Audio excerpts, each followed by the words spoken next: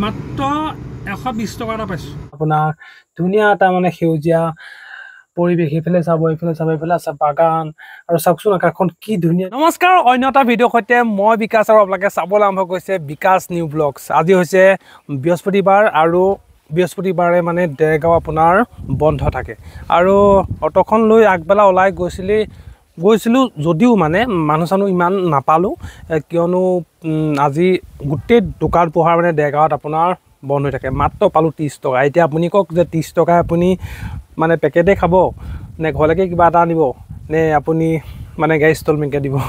ইমানেই মানে বেয়া অৱস্থা হৈ গৈছে। আৰু এতিয়া অথনি আহি পালোঁ ঘৰ, অকণমান ৰেষ্ট ল'লোঁ, আৰু আপোনাৰ গাড়ীখন অকণমান চাৰ্জ দি থোৱা আছে। এতিয়া আৰু আধা ঘণ্টাৰ পিছতে ঠিক ওলাই যাম, কাৰণ মানে আগবেলাতকৈ পাছবেলা মানুহ অলপ মানে পোৱা যায়। আৰু এয়া ধুনীয়াকৈ গাড়ীখন চাৰ্জত দি থৈছোঁ, আৰু মই মানে ওলাই আছোঁ বাৰু। হ'লেও অকণমান গাটো ধুম, আৰু তাৰপিছত আমি যাম। এতিয়া ব'লক তেতিয়াহ'লে আমি গাটো ধুই লওঁ। ৰ'ব বন্ধুসকল, গা ধোৱা মেলা বাৰু হৈ থাকিব। এইখিনিতে এটা মই কথা কওঁ যে জুবিন দাৰ যোনখন ঠাইত আচলতে সমাধি ক্ষেত্ৰ আছে, আমি তালৈ আমাৰ অটোখন লৈ যাম বুলি ভাবিছোঁ। আচলতে আপোনালোকৰ মতে কেনেকুৱা হয় এটা মানে কমেণ্ট দিবলৈ নাপাহৰিব, কাৰণ অকণমান দূৰ আছে আমাৰ ঘৰৰ পৰা প্ৰায় 280 কিলোমিটাৰমান হ'ব, আৰু মোৰ অটোখন চলে 150 কিলোমিটাৰ মানে, আৰু এটা ঠাইত গৈ পেলাই অটোখন চাৰ্জ দিব লাগিব। চ' মানুহে চাগে হেল্প নিশ্চয়কৈ কৰিব অটোখন চাৰ্জত দিবলৈ, কিয়নো মানুহ মানে চব গৈ আছে। আমি ভাবিছোঁ মানে এনেকৈ যাওঁ, এনেকৈ গ'লে মানুহক লগ পোৱা হ'ব, আৰু বহুত ভালো লাগিব এনেকৈ গৈ।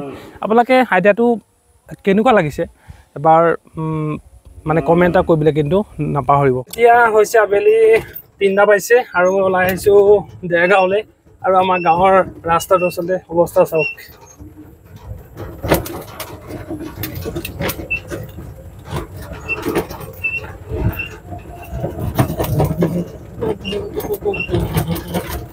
মানে এটা কথা, আপোনালোকে এইটো ভাবেনে নাভাবে মই গম নাপাওঁ, কিন্তু চহৰতকৈ কিন্তু আমাৰ গাঁৱত থকা কিন্তু মজাটো বহুত বেলেগ। চাওকচোন চাৰিওফালে একদম ধুনীয়া, আপোনাৰ ধুনীয়া এটা মানে সেউজীয়া পৰিৱেশ, এইফালে চাব এইফালে আছে বাগান, আৰু চাওকচোন আকাশখন কি ধুনীয়া নীলা হৈ আছে, দেখিছে?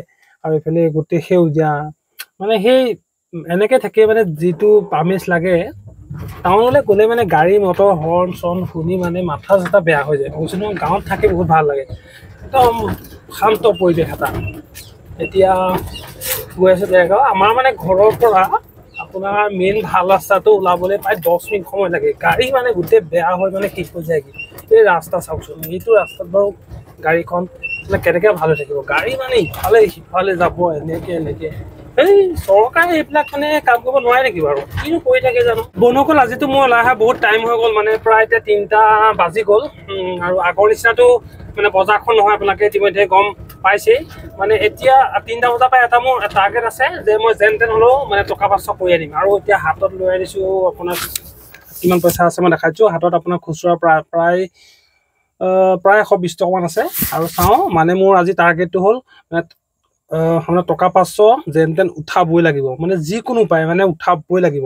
চ' এতিয়া যাওঁ ব'লক, মানে কথা পাতি থাকিলে নহ'ব, ব'লক।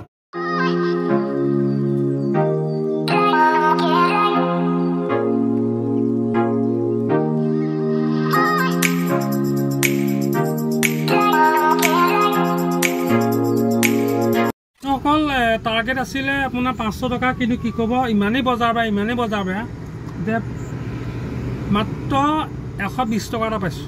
মানে আজি একেবাৰে বজাৰ বেয়া। আৰু চ' এতিয়া যাওঁ মই ঘৰলৈ। মনটো বেয়া, মানে মন চন বেয়া হৈ থাকিলে আপোনাৰ মানে গাড়ীখন চলাবলৈ একেবাৰে মন নাযায়।